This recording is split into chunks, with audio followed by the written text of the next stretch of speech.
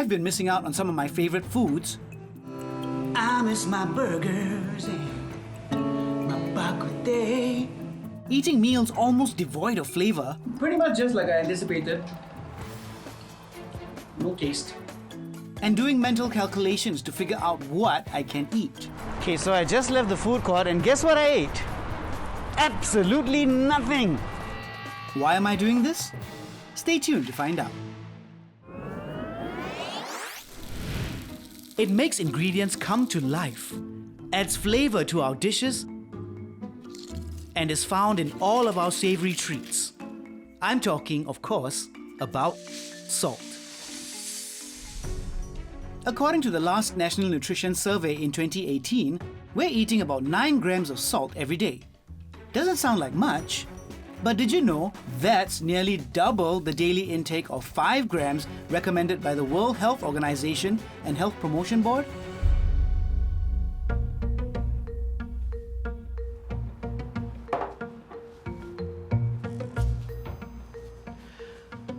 In this episode, I'm on a mission to find out, why do we end up consuming so much salt?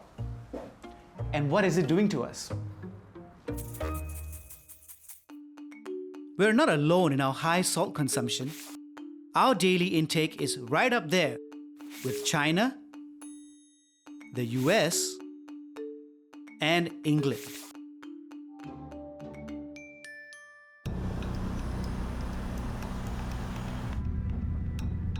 I want to know what's making us bust our daily salt limits.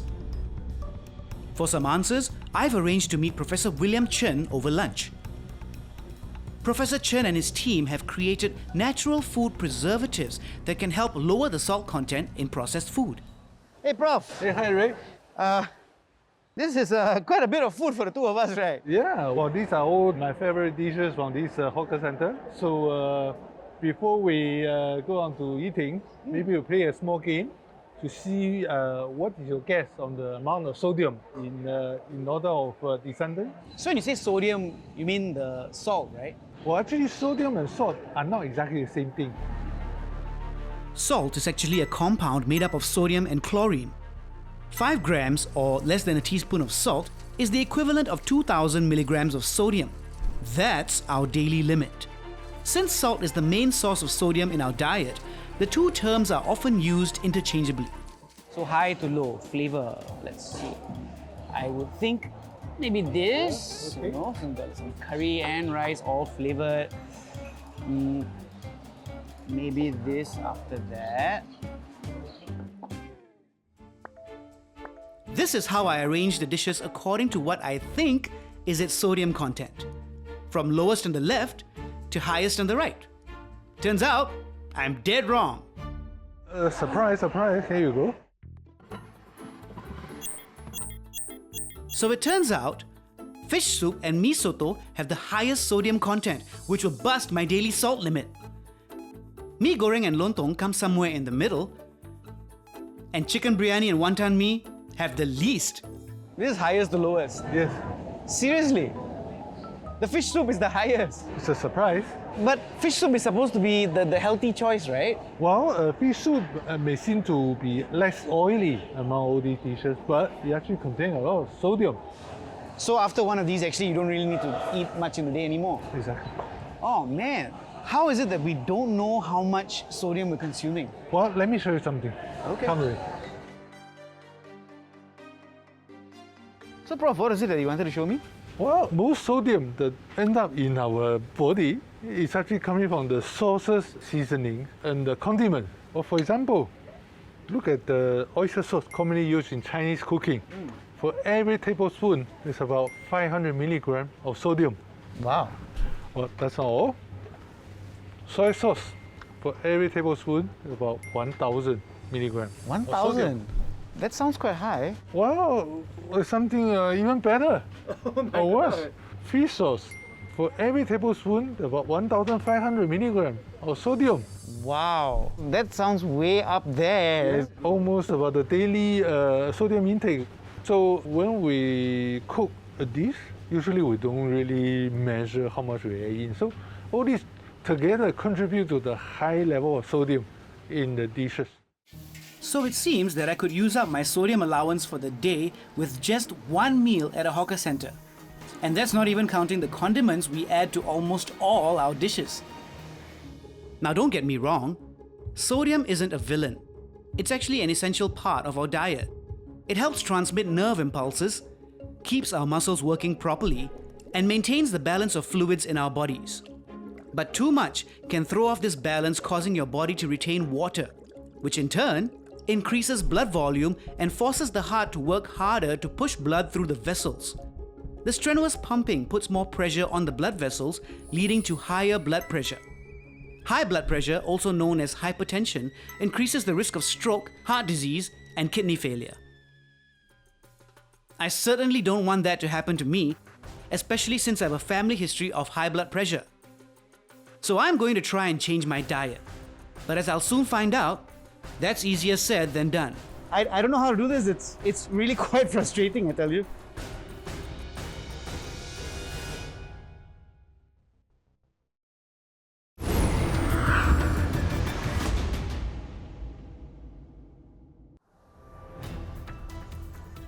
I'm investigating what our salt consumption is doing to our health.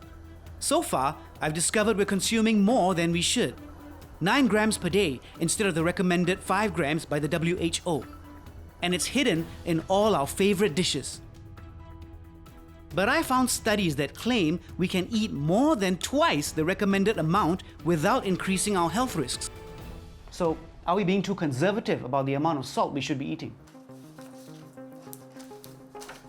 For some clarity on all the research out there, I'm bringing what I've learned to an expert.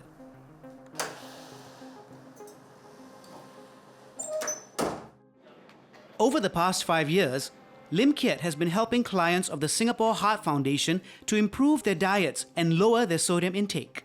So I was going through these studies, right? And they say that salt actually isn't that bad for us. Now, how reliable are these articles? The consensus is that excessive salt intake is definitely bad for our cardiovascular health. But of course, there is a debate in terms of how much is being excessive. But I think the challenge is that to establish what is too much, because some individuals are much more sensitive to salt as compared to other populations. So do we really need to stick to the recommendation of 5 grams of salt or 1 teaspoon of salt a day? I think there is definitely benefits to it.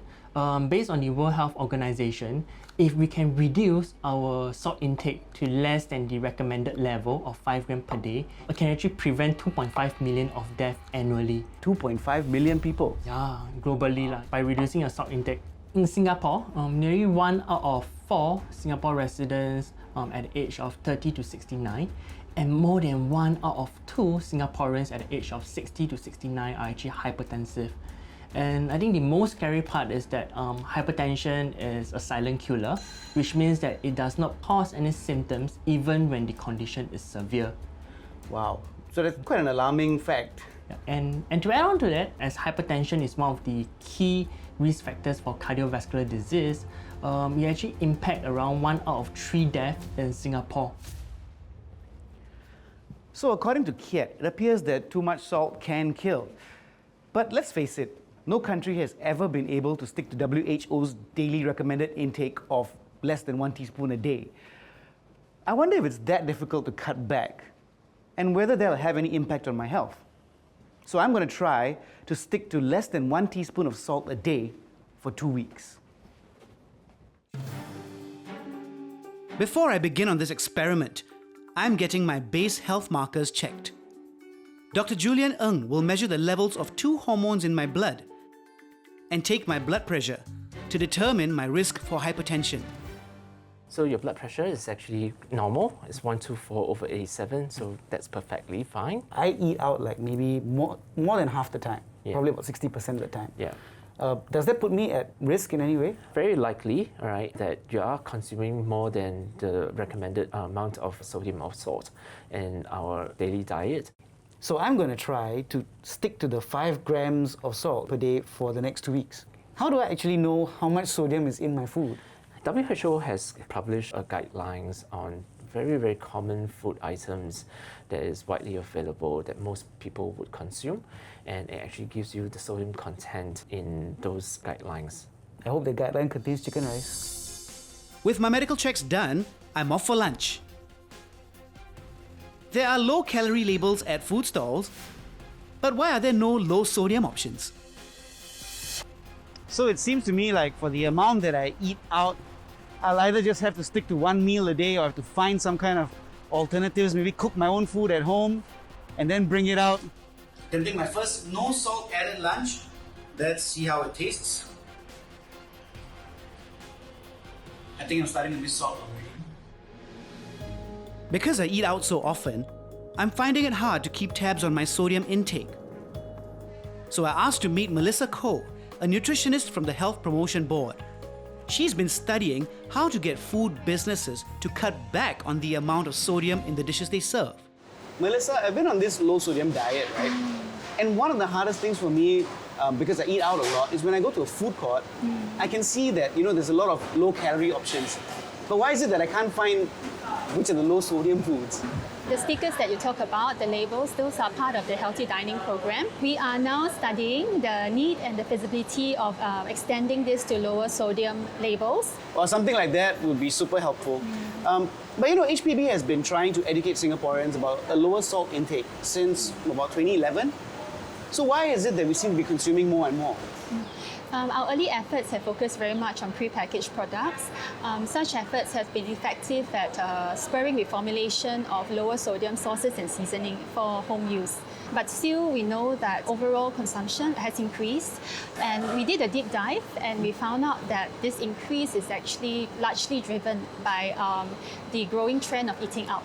So we actually conducted local trials with 2 major caterers.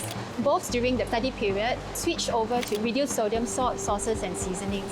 So overall, the trial findings were very positive. Sodium reduction was significant, about 30 to 38% across sites. Okay. Yeah, and when we interviewed the consumers, most of them couldn't tell the difference. Really? And those that actually could taste the difference, some like the lower sodium taste, which means that there's still that margin where food service operators can reduce their sodium, without compromising taste. Melissa is going to let me try the reduced sodium option to see if I can tell the difference. Oh wow! Yeah. Do I get lunch too? Yes, so Ray, this is 2 plates of fried rice, one with reduced sodium salt and the other with regular salt. Would you like to try and see if we can taste the difference? Okay, I'm going to try some of this first. Definitely good fried rice. It's quite yummy. Okay, I'll give this one a shot.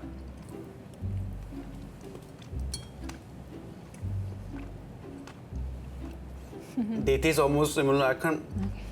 I really can't tell. This Really? fried rice, contains about 30% less sodium than this one. Yeah, but for 30%, you couldn't really tell the difference. Yeah, I definitely couldn't tell the difference. So, what is this lower sodium salt that you talked about? It's like regular salt, but with a portion of the sodium, so sodium chloride removed, and replaced with potassium chloride or other mineral salts. Typically, a lower sodium salt will have about 40% less sodium than a regular salt. So, can everyone take it? Yes, for majority of the population. However, those with impaired kidney function, they will need to be a bit more careful because it does increase the risk of hyperkalemia, which is too much potassium in blood. The HPB is trying to get more food operators on board with using lower sodium salts and seasonings before potentially rolling out the low sodium labels to guide diners. Okay, so it looks like it'll be easier to find lower sodium options in future. But that doesn't help me now. And as the days go by, it's getting harder and harder to stick to my recommended salt limit. You know what I really miss is being able to go into a food court or a supermarket and just feel like, okay, I want to have that today. And then I just order it and eat it. Okay, so I'm at dinner with my friends and this is basically my portion for the night.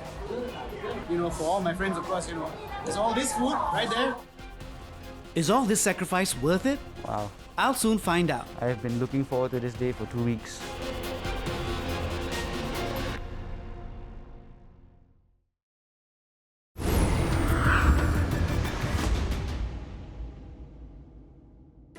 I'm in the middle of a 2-week experiment to see if I can keep to the recommended salt intake of less than a teaspoon a day. And so far, it's been a struggle. So over here, I've got one of my ready meals. This one is about 765 milligrams of sodium. So I think it's, I think it's pretty decent for one meal, but it's very hard to find low sodium ready meals which are not too costly. I think that's one of the challenges I face.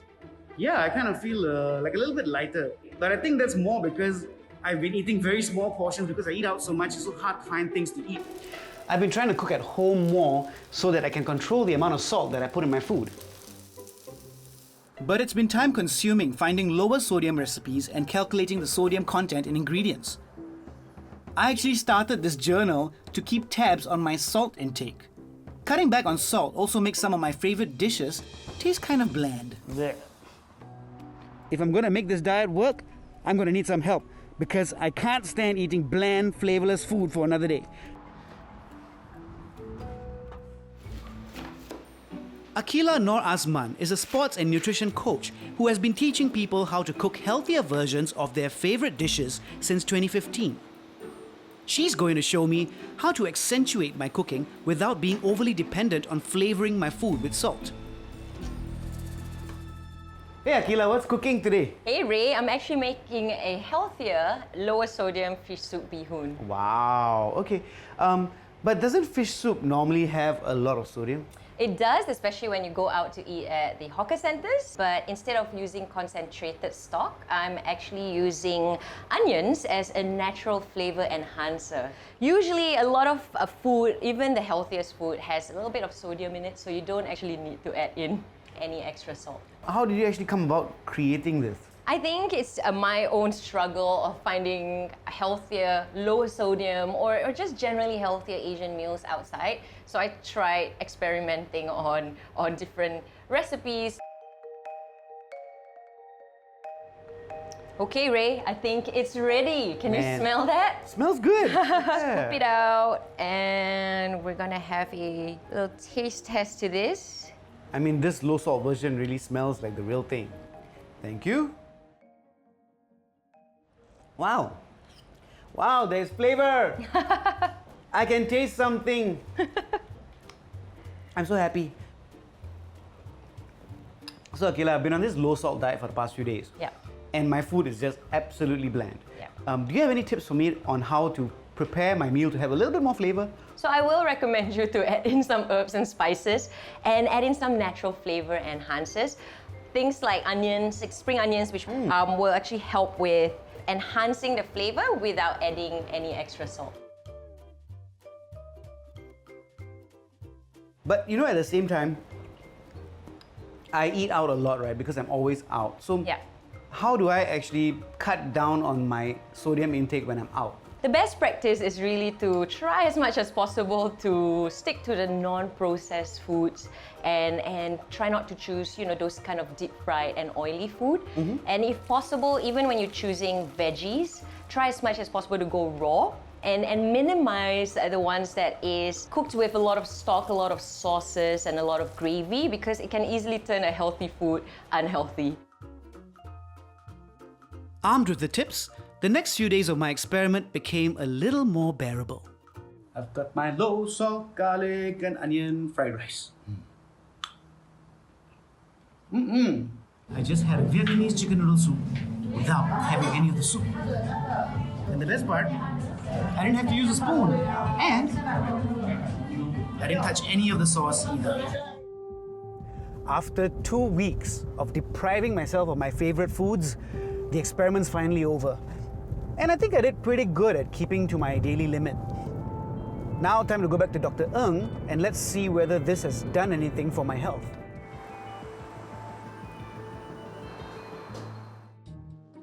I'm here to get my test result for my low salt diet.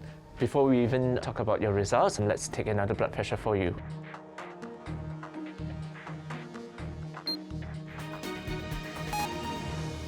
So your blood pressure is normal, and compared to what we actually measured about 2 weeks ago, right, it's roughly about the same. Wait, you mean, so after all that effort, my blood pressure is still the same? So this is why we actually look at a couple of the blood markers, all right, and one of the things that we actually did for you was a blood molecule called aldosterone. Ah, so I can see from the results that mine has doubled. Yes, essentially it has almost doubled from about 200 odd to about 400 odd. What does that indicate?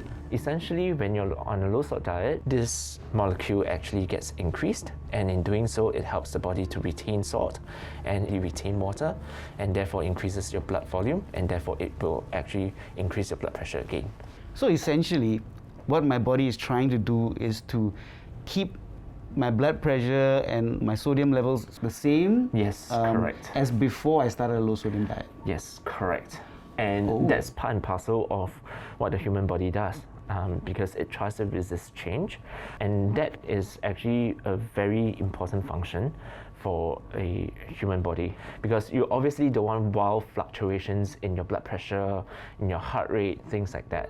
So doctor, what's the motivation for me to keep up with a low salt diet if my blood pressure is normal? If you continue on a high salt diet, a higher than recommended level of salt in your diet on a long-term basis, that basically is a signal to your body that, hey, that's a new set point, a new normal for me, all right? And over time, due to increasing age and all the various factors, the body will try to reset the blood pressure point such that it actually starts to increase as well.